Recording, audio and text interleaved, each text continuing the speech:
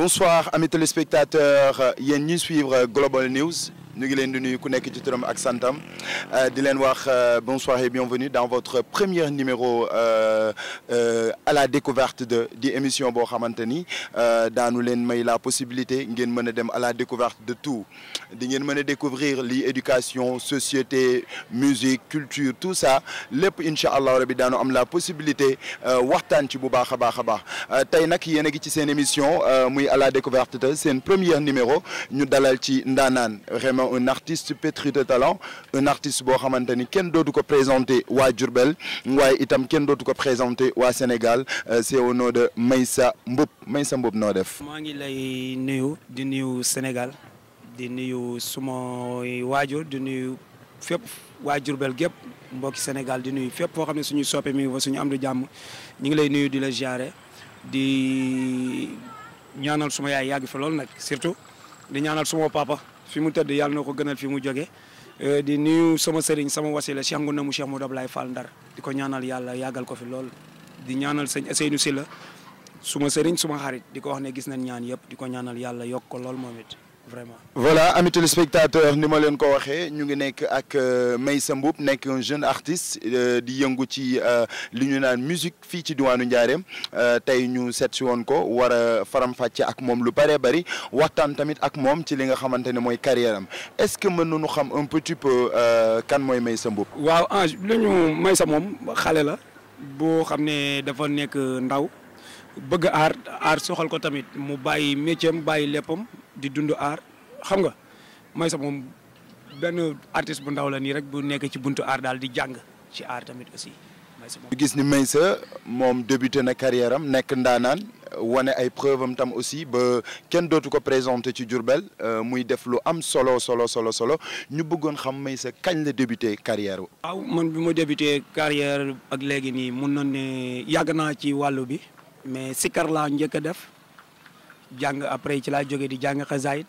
bi ma ñibbisee Diourbel si laa continuer nag di sikar xiin à la fin ci laa ko bàyyi nag dem di ànd ak suma papa Moustapha Bool ay 2006 may ànd ak Tafa ay 2009 yooyu noonu nag si laa commencé dem groupe bu Baara Mbay fa laa nekk ba yàlla dogal ma ber suma yoonu bopp daal ay 2018 si laa beru waaw pour jéem a demal suma bopp. aca de sikkar à mbalax xaw na xorom un petit peu parce que vu que da nga nekkoon ci liñ naan sikkar di biral baatu laa ilaha illallah bi ñu ñëw à un moment donné ñu gis Meissa ci beneen facette Meissa ñu koy gis ci ceet yi Meissa ñu koy gis ci ngénte yi lan moo la animé ba nga bàyyi sikkar ñëw ci musique maanaam mbalax mi. waaw boo xoolee nag ñaar yooyu yëpp dama ko doon Ablaye Niang mooy sama maam. te moo daan jàngal sëñ Abdoulaye Mbacke mu tedd mi mooy suma maam lenge Soda Mama Fall moom mooy suma maam dama doon woy ci ndey dama ko doon ci baay woy moom suma deret la nekk jàng xasaayit dama ko doon ci ki jur sama papa ci ki jur sama yaay tamit aussi wàllu woy nag dama ko doon ci ki nga xam ne moom moo jur sama papa moom ak njool ñang ñoo daan ànd loolu moom dama ko doon. te jàpp naa ne doomu burgeel bu ne sañ ngay sàmmee mbayaan nag waaye nag sañ ngaa woy Seydina Muhammad te ba tey loolu noonu mi ngi ci ñun ba léegi waaw dara yokk kii dafa yokk waaye wàññeekuwul moom vraiment muy ci xasaayit foo ñu ko ñu wuyu si la boo ñu coupé ci sikar ñu wuyu si la waaw boo ñu coupé ci wayit ñu fekk si la moom loolu lépp ndono la. c'est-à-dire li ma bëgg a comprendre un peu quoi mooy c'est-à-dire lan moo la animé maanaam yow lan moo la poussé yow Meissa ñi la xamoon bu njëkk dañu xam Meissa ci sikar ci baat bu neex bi xam Meissa mu nekkoon ci daayira yi et tout ça ñëpp adoré woon li nga xamante ne mooy voix wu Meissa baatu Meissa à un moment donné on a vu que ni Meissa tey jii nii dafa bàyyi li nga xamante ne moo nekkoon sikar bi ñëw tey di def li nga xamante ne mooy mbalax mi lan moo la poussé lan moo la motivé à ce que tey nga def loolu noonu. waaw man wooy dafa nekk suma deret même bu ma ko bëggee farfos suma woy moom dafa nekk ci suma deret ba pare woy dama ko bëgg man booy xool avant mooy sikar woy laa njëkk a def ndax ba may doon tout tànk laa doon dem di woy ànd ak suma mag petit laa di woy simb yooyu nag moo waral ñu jëlee ma njaareem yóbbu ma Touba ah mais man xamoon naa ne yàgg ci lii laay mujj parce que woy daal moo nekk ci suma deret tey lu ma yàgg a bëggale suma biir xol waaw xëy na looloo waral yàlla dimbale ma ci instant bi nii waaw loolu moom moo ma poussé ci woy moom bi may woy boobu maa ngi am ay 7 ans ñu jëlee ma fi yóbbu ma Touba ndax woy waaw bi ma ñibbisee nag topp sikar si mais bi may sikar ñu bëri dañ ma doon wax sax ne ma yow sikar doo ci mun nga ci dem mais sa carrière du ci sori si woy si nga gën a mun a demee vraiment loolu tamit moo ma gën a poussé aussi tamit ma dugg ci woy te bi ma ci duggee tamit maa ngi gis résultat yi macha allah. Voilà, amis téléspectateurs, yéen a ngi toujours ci seen émission à la découverte de di émission boo xamante ne à chaque fois dañuy dem ci découverte lu mu mënti nekk daal di leen donner la possibilité ngeen mën a xam lan moo wundu loolu tey ñu nekk ak vraiment le jeune macha allah pétri de talent Meissa Mboup. N'oublie pas tam aussi pour ngeen abonné ci seen page YouTube bi nga xamante ni moom mooy Global News. Meissa ñu gis Aaru Ndiarème ku ne xam na ni bon c'est pas facile c'est trop dur boobu ba léegi ñuy gis que ni Meissa mu ngi foncé jóge ci sikar bi ñëw ci musique bi ci mbalax mi imposé wu ba tey mu am fi tour lan mooy secret Meissa. waaw secret Meissa du dara ànd ak sumay mbokk ànd ak ñi ma war a àndal di déglu sumay conseil sumay mag ak ñi ma war a àndal di déglu seen i wax loolu rek moom moo ma indi fi ma toll nii tey. di profité tamit di nuyu staff bi nga xam ne ñoo topp sama ginnaaw muy staff di jëmb di ko nuyu moom it di ko gërëm ndax joué na ci man lu am solo te ñi ngi ci kanam daal di ci kanam moom rawli ba dinañ gën a yokk di sant tamit ñi nga xam ne ñoo topp sama ginnaaw di ma jàppale ndax ku ci mel ni suma groupe Mbaye Fall suma mag la tey Ange tey kenn jàngalu ma accord Mbaye Fall moo tax ma xam accord tey bu ma munee woy nit ñi doomu aadama yi di ko déglu rek grâce Mbaye Fall la.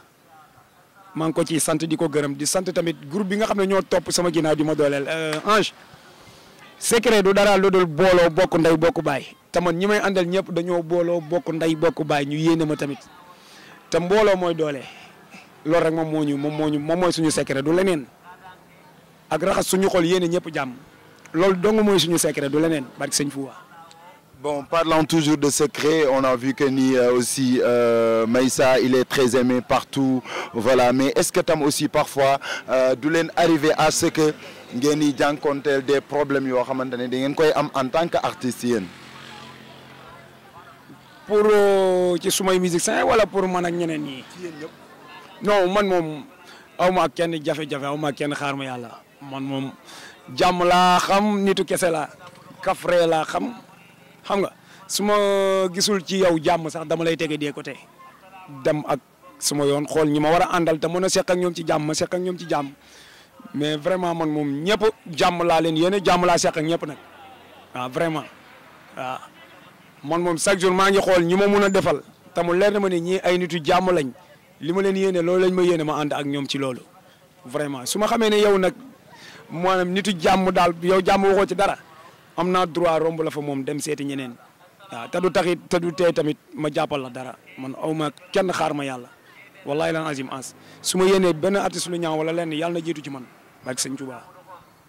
Meissa jeune artiste vraiment Bawol di yëngu ci li nga xamante ne moom mooy musique nekk fii ci diwaanu Ndiarème di ko defee nu am solo amis téléspectateurs dañuy ànd toujours ak Meissa gis nañ que ni vraiment ça fait des années ci gannaaw avant ñuy découvrir Meissa il y avait un certain boo xamante ne mu ngi nekkoon fii au nom de Baye Serigne Ñing moom itam doon def ay jéego yu am solo ci li nga xamante ne mooy musique yow bi nga apparaître nga ñëw ñu gis la nga ñëw ndax sa diggante ak Baye Serigne ak affaire yooyu sentiroo que ni y a des choses yoo xamante ni nit ñi dañuy jëlee fee wax andi fii wala jëlee wax fale andi fii ndax ku ne xam ne ci révélation bu amee il faut day am lu muy àndal est-ce que amul benn genre ñagas-ñagas boo xamante ni peut-être am na sa diggante ci Baye Serigne la ñuy wax ndax li ngay def Baye Serigne moo koy def est-ce que amul benn ñagas-ñagas boo xam yow sentir nga ni mu ngi am sa digganteeg moom et tout ça. waaw wax nga lu am solo ndax man aw ma comme ni ma la waxee rek aw ma kenn xaar ma yàlla Baye Serigne sëñ Daaru Kend mi jur Fatim Kend mi ñu tudde Baye Serigne ak Kayre Kend mi jur Mbaaxe mu jur Njoogu jur ma ñoo bokk ndey ak baay kon tey ñun ñoo bokk jëm daapa ñun tey buñ ñu tamoon fii tey ñun ñaar ñun ñooy ànd génnaat fii dëkk bi kenn ay deret lañ suma papa la bët bi may xoolee suma papa laa koy xoolee vraiment ndax dañ doon toog muy wax bu am sens nee na moom bi muy xale sam papa def ko ji teraanga bu ne muy teraanga bu rafet teraanga boobu noonu bët boobu noonu moom la may xoolee man tamit bët boobu noonu laa koy xoolee muy bëtu waajur ak kii waaw man bàyyiwuma xel ay ñagas-ñagas ak yooyu man pour man ay ñagas-ñagas yi nii man ma wax dëgg yàlla xaw ma ko ci moom aw ma ko kenn man daal jàmm laa seek ak ñëpp jàmm laay ñaanal ñëpp jàmm laa yéene ak ñëpp waaw ba pare nag nekk sama yoon waaw comme li may faral di ko wax rek liggéey lu bari wax tuuti kese. voilà liggéey lu bëri wax tuuti mais tam aussi ñu ngi dégg ci weewu béy fan yi ci gannaaw am na benn soirée bu fi amoon voilà loolu moom il faut que ñu ciy expliquer tam aussi pour ñun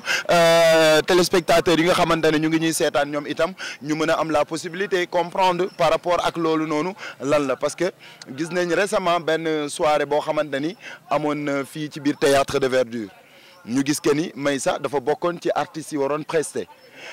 ñu comprendre nu nag ndax après dañoo ñëw ñu ni Meissa dafa waroon a jouer ñu wàccee ko qu'est-ce qui est à l'origine de ça lan moo xewoon.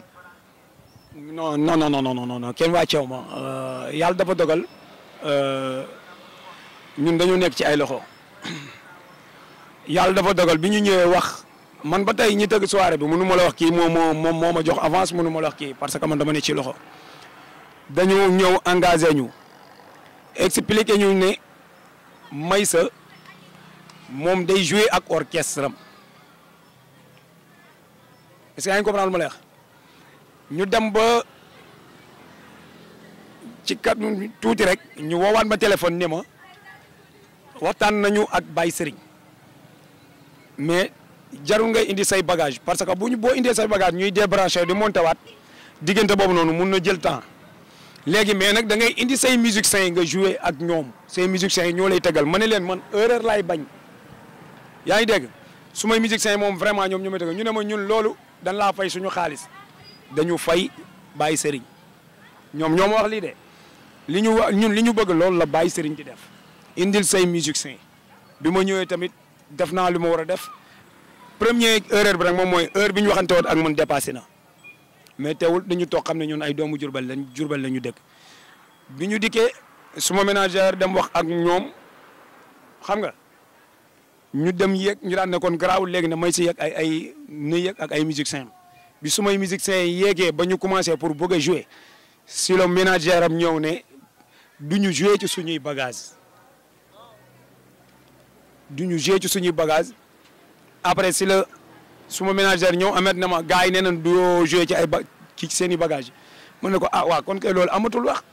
ñun en tout cas contrat bi ñu seqoon ak ñoom remplir nañ ko ba mu mat sëkk léegi li ñu war moom mooy ñu dem mu ne sumay musiciens na leen dem ñu ànd ñun ñu dem. mais on comprend très bien voilà li nga expliqué lépp xam nañ que ni manager bi moom moo ñëw wax mais est-ce que du da ngeen am ay antécédents genre que mooy li ma la wax lii léegi ci sama kii est-ce que du tamit Baye Serigne dafa jaloux ci ki nga xamante ne mooy Meissa parce que Meissa tam léegi dafa xew tout le monde parle de Meissa ñëpp dañ naan Meissa mais lan mooy le problème ba à chaque fois Meissa heure bu ñëwee fu mu war a bokk ak Baye Serigne day mel ne dañ naan ñaari kuy duñu bokk mbalka loolu ngeen fay andiwaat. parce que récemment tam am na benn ngénte boo xamante ni xewoon na fi non ñi may seetaan xam nañ li may wax benn ngénte boo xamante ni xewoon na fi ngénte boobu yow lañ engagé mais on a vu que ni jour boobu Baye Serigne d'après li ñu gis ak li ñu dégg dafa gedd mais lan la Meissa ak Baye Serigne y a problème boo amee problème ngeen ni dañu am genre problème après nit ñi xam ko ñu xool nuñ koy régler dafa am problème wala amul problème. wax dëgg yàlla loolu day enchi non dëgg yàlla loolu moom lu ma la ci wax ci loo xam ne xaw ma ko ci man ngénte boobu dañ ma engagé woo ma heure ñëw naa def naa li ma war a def heure bi ñu ma waxoon def naa ko par la suite lañ ñëw ne ma eggaleel programme bi xaw ma dafa jalousie xaw ma jalouwut moo vraiment lu ma ci wax rek dinaa ko tooñ wala ma wax loo xam ne xaw ma ko vraiment man comprendre ma quoi man daal suma mag la suma papa la suma lépp la fu ma ko fekk dinaa ko jox cër bi ma ko war a jox li ma yéene sama bopp laa ko yéene waaw loolu la rek. aca kon diggante Meissa ak Baye Serigne Gningue Mor kon nañ jàpp ni dara amu ci mais toujours tamit duñu bàyyi foofu parce que bon l'émission vraiment comme son nom l'indique c'est à la découverte bàyyiwul dara à la découverte de tout on va vraiment essayer de parler de tout voilà gis nañ tam aussi que ni ton manager vraiment DJ Mboup moom tam di jàmbaar di la manager macha allah management bu am solo moom itam ñu ngi doon fort ci wéewu béy que ni temps ci gannaaw seen diggante tam xawoon na fi ñagas lu waraloon loolu tamit. kan pour man ak DJ Mboup non DJ kooku suma lépp la kooku suma taxaw na ma taxawaayu mag taxaw ma taxawaayu baay. taxawaay ma taxaw bu rafet kooku moom man ak moom amuñu xaar ma yàlla amuñu benn xaar ma yàlla xëy na nag doomu aadama moom ànd bu kii la ñuy bañ a dégg buñ la gisee nii sax nga cokkaas Mbaye Fall sax xaw ko kaf ak moom tàpp ko sax ñu ne Mbaye Fall ak Meissa Mboup dañ doon xeex ñoom nit ñi moom loolu la ñuy def mais man ak DJ jàmm lañ seex jàmm la seex ak sumay musiciens vraiment jàmm rek kii maa ngi koy nuyu di ko ñaanal yéene bi mu am ci man yàlla na ko yàlla yeggalee te yàlla baax na daal ñu ngi si kanam. liggéey daal moo wóor Ange ñoo ngi liggéey man ak suma waa groupe li may wax rek liggéey lu bari wax lu tuuti waaw kese. Voilà, amis téléspectateurs de Global News, toujours ci seen émission à la découverte de ñu amoon vraiment ce jeune magnifique et machallah brave aussi di def liggéey bu am solo ci li nga xamante ni moom mooy musique ñu am ko fii muy Meissa Mboup Meissa ñu wax tuuti tam aussi ci gis nañ que ni les artistes fii nii chaque année dañuy gis que ne artiste bii nii day def anniversaire kii day def anniversaire ñu gis jamono yee ci gannaaw Meissa Mboup ñëw def benn anniversaire c'était la première édition. wala Meissa daan na def ay anniversaire avant anniversaire boobu. non man c'est la première fois ma def anniversaire boobu mooy sama premier anniversaire bu ma def li tax ma def ko nag mooy dama ko defoon ngir fêter sama première année moon ak suma groupe bi ma berew ak léegi te li ma si jubloon mooy béggee ak ñoom kaf ak ñoom ree ak ñoom lu leen neex ndax man tamit nag Ange yàlla dafa dogal ñi may àndal. depuis bi ñu doonee ay xale ku ci nekk sa jabar man maa ko ñaani yàlla def na loolu ñun benn famille lañ ñoo bokk ndey ñoo bokk baay tey ñoom ñooy suma lépp tey ñoom ñoo ma gënal lu ma mun di am ci kaw suuf barke alxuraanu karim seen i kàddu rek laay déglu ak seen bëgg-bëgg ñoom lu ñu bëgg ci loolu laay dox ñoom dañoo toog na ma war ngaa def benn affaire nii sax xam nga natt sa bopp xool nangam mais vraiment moo taxit ma ànd ci ak ñoom def ak ñoom. te ma di leen sant nag man sama dërëm demu ci lépp ñoom ñoo ko def vraiment xooluñu lu ma am xooluñu lu ma ñàkk vraiment ñi ngi may jàppale ñi ngi may muñal xam nga ñi ngi may suturaal tamit ñi ngi may dooleel tamit aussi ma di leen ñaanal suñu ànd bi nii yàlla na ko suñu borom defal bañ ci am ci ay contrat tukki soobee yàlla te am naa yàqin ne dinañ ko am. voilà gis nañ tam aussi que à chaque fois Meissa parle de sama orchestre est-ce que Meissa dafa am benn orchestre bu complet boo xamante ne dafa nekk ci gannaaw Meissa dafa am ses matériels Meissa dafa am benn staff boo xamante ni ak orchestre am boo xamante ni tey jii nii saa su leen soxlaa ñoom ñooy jugandoo ñoom ñooy demandoo et tout ça ndax dafa am ay link ay contrat yu ci am wala dara Meissa. di Ange man ñàkkuma dara man sama spectacle bi ma joué. tey bu ma joué spectacle fii tey suba boo ñëwee musiciens yi ko joué ñoo koy joué samay vidéo boo ci xool amul ku ci manqué ki nga gis fii tey suba moom ngay gis fii waaw loolu la yàlla def man loolu la yàlla def yoruma sax orchestre yi am ci famille laa yor famille muy staff bi ne suma ginnaaw ñoom ñëpp benn famille bi la ñun famille lañ ñoo bokk ndey ñoo bokk baay ñooy xëy di toogandoo di kaf di ree ñooy defandoo lépp benn famille la man manqué wu ma dara maa ngi sant yàlla bu wér. waaw te lépp nag ñoom la waaw man du ma ci dara ñoom la ndax benn lam du yëngu tey bu Meissa mu nee wax nit ñi di ko dégg tey ñu may woo fu ne di ma fay xaalis bu weex tàll ñoom la man du man ndax bu ma taxoon di woy fii nii rek kenn du ma faale mais lii neex ñoom la man du ma ci dara. Voilà, il est, machallah, reconnaissant. Ça ne reste que 5 minutes vraiment à passer ensemble. Voilà, juste un instant, j'aimerais un petit peu savourer la voix de Meissa, la très belle voix. Voilà, on est en plein ville, nekk ci biir ville bi tout ça. Bëgg nañ am tuuti avant ñuy tëjandoo ak yow am sa voix nga woyal ñu tuuti. Dégg nga nu boole keroog jarndem Meissa géwél bi lay sa ñaw way kooku mooy maami Ngunda Fall kooku Moodu ji lay baayam moo ne ma woon del ubbee mam Cheikh Ibra Fall de ko tëje mooy Cheikh Ibrahima Fall waaye damay way sa sëriñ Saaliw borom li xaadatilu joori wal ma saaliw bi tey ni wal jës bi ni Cheikh Saaliw woo daara yaa ngi jooy sëriñ Saaliw woo alquran a ngi jooy Serigne Saliou wetal nano di jange foofu doy na yam kéemaan la Machallah, vraiment la très belle voix de Meissa, vraiment un artiste pétri de talent. Il a commencé vraiment à faire ses preuves, il a fait le tour du Sénégal aussi, montré que ni vraiment ndaanaan la te tamit doomu Bawol la. Meissa avant ñuy tëj rek lu ma bëggoon comprendre est-ce que Meissa commencé na def ay sorties mu ngi am ay contrats un peu partout au Sénégal wala sax sous pays sous région yi wala Meissa ci Diourbel rek lay am. waa di jange ñu ngi sant yàlla ñun yàlla dogal na bi ñuy dóore débuté suma premier joué live jeewu ma ko Diourbel loolu yàlla def maa ngi génn ñi ngi génn di def ay sorties di dem fu ne yàlla seede na loolu ñi ngi dem fu ne mun nañ ne xanaa dugg avion demagul kaaw lañ defagul waaw ñi ngi dem Banjul dem nañ fi Banjul ah Ziguinchor ñu ngi fa war a dem ci bu ñu bala ñuy wàcc kii ci mois de avril bi ñu ngi fa war a dem ñu ngi war a jouer benn soirée foofu noonu Dakar moom waxuñu ko comme ndox ci ñun Dakar comme ndox ci ñun mais nag lépp lu ñu mun di am Diourbel moo ñu ko gënal vraiment parce que amuñu lu Diourbel ñuy wax tamit ñi ngi wàcc ay tournée yoo xam ne tey dinañ ko def ci région Diourbel yëpp incha allah kii ci quartier Diourbel yëpp ñu ngi koy waaj te xam naa mois de mars bi incha allah dinañ ko def ñu ngi fas yéene def ay concerts yoo xam ne ay tournée lay doon waaw mu ci profité tamit di ci nuyu suma fan si club yi waaw 100% Meissa bi nga xam ne moo nekk diwaanu Dakar Kër Massar nga xam ne lu ma xewle dañuy dagg seen ité defar seen i t-shirt yëkkati seen alal di ma jàppale di sant suma jéegi kii ànd jàppale Meissa bi nga xam ne suma yaay yi nekk sama koñ ñoom ñoo ko def ànd jàppale Meissa ak fan si club Meissa Mboup bi nga xam ne moo nekkaat Kër Baye Laye encore maa ngi koy sant di leen gërëm di sant suma fan si club bi nga xam ne formé nañ ko bu yàggul mu nekk Thierno Kandji tamit aussi suma 5 fan si club yëpp maa ngi leen di sant di leen gërëm loolu rek doy na sant yàlla. Meissa ñu tëjee juste lan moo gën a métti Meissa ci mondam ci àddunaam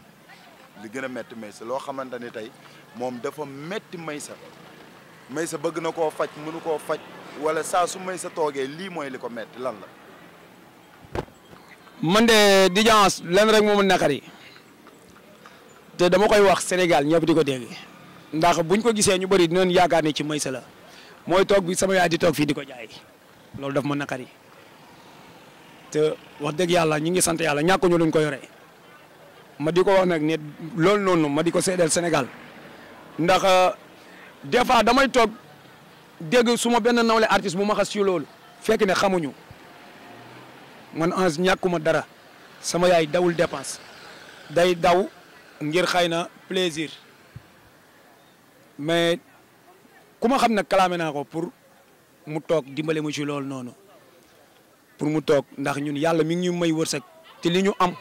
ñun moom rek moo tax ñuy sonn kenn taxul toog gi mi toog di jaay fi daf ma naqari su ma waree tegi moo fi jaaree sama xol day tooy lu may wax Mbaye Fall su ma seeda la bëgguma sax di sori ci suma waxu yaay parce que sama xol da ciy tooy quoi maa ngi ci jégalu daal waaw maa ngi sant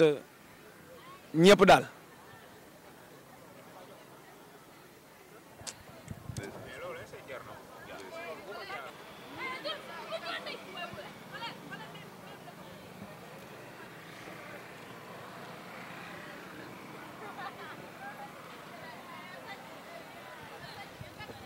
maa ngi jégalu de.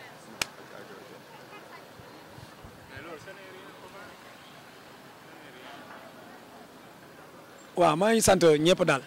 di gërëm ñëpp di tàllal suma loxo Jurbel yëpp dañ xam ne man seen doom la te Jurbel rek moo ma ñor te aar rek moom moo ñor am naa métier mais dama ko bàyyi ngir suivre aar waaw di wax ne may sa seen doom la seen lépp la maa ngi leen di dénk sama bopp di wax ne bu jàllee ñoom la mais bu échec tamit ci ñoom la kon ñu ngi leen di dénk suñu loxo lépp lu ñuy wër ci doomu aadama rek ci artiste mi ngi ci man te ans billahi lii nelaw si man yeewagul njaareem xamagum na à 100% te si kanam raw li bët liggéey moo koy maye ak jom dinañ génne ak beneen facette bu bokku teg fi ñu doon séntu ci kàttanu yàlla di nuyu ñëpp di nuyu suma mag di la nuyu aussi yow di nuyu suma magi artistes yëpp di leen jox seen wàccuwaay di leen wax ne kontaan naa ci ñoom daal waaw kenn ku ci nekk yaa xam li nga bëgg yàlla na la ko yàlla ak suñu borom defal ci barki Seydina Mohamed ok.